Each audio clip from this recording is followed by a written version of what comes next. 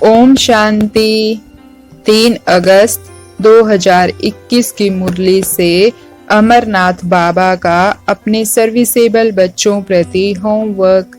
आज बाबा ने पूरी ही मुरली में बच्चों को उमंग उत्साह से सर्विस करने की प्रेरणा दे रहे हैं। बाबा ने बार बार कहा कि जो बादल भरे हुए हैं, यानी जो बुद्धि ज्ञान धन से भरी हुई है, वो जरूर बरसेगी। वो मुरझाए हुए फूलों को फिर से रिफ्रेश करेगी।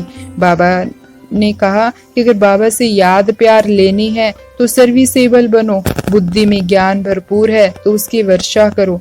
अगर बाबा से प्यार ही नहीं, उनसे योग नहीं, तो ज्ञान होते हुए भी जैसे खाली है।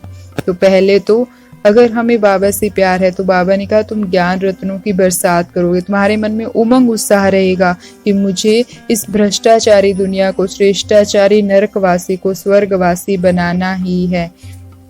तो आज हम सारा दिन जब भी मौका मिलेगा सर्विस करेंगे।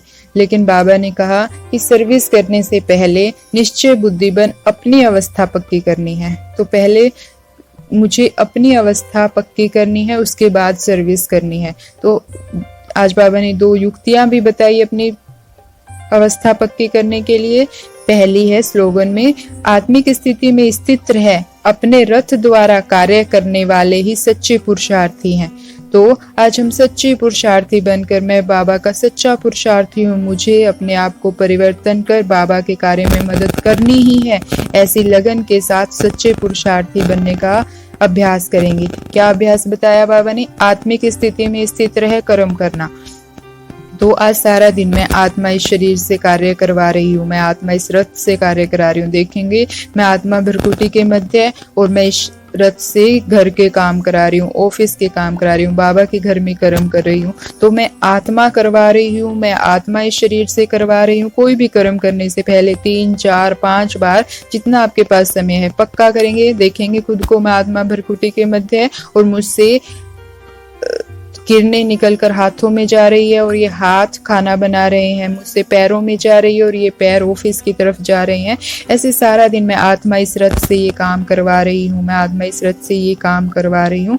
ये अभ्यास पक्का करेंगे। और कर्म करते समय हम वरदान का अभ्यास करेंगे। बाबा ने कहा कि बाप के संस्कारों को अपना निजी संस्कार बनाने वाले व्यर्थ और पुराने संस्कारों से मुक्त रहते हैं। तो आज हम अपने पुराने संस्कारों का बिल्कुल त्याग कर देंगे। और ये त्याग कैसे होगा? जब हम बाप के संस्कारों को अपना बना लेंगे। तो सारा दिन मैं बाबा समान रहम दिल हूँ। कर्म करते समय कोई ना कोई सम्मान लेंगे, लेकिन बाबा को देखेंगे कि मेरा बाबा विश्व कल्याणकारी है और मैं भी बाबा समान विश्व कल्याणकारी हूँ। मेरा बाबा परोपकारी है, मैं भी बाबा समान परोपकारी हूँ। तो सारा दिन ऐसे बाबा की महिमा करते रहेंगे और साथ में उस संस्कार को अपना संस्कार बनाकर मैं भी बाप समान हूँ।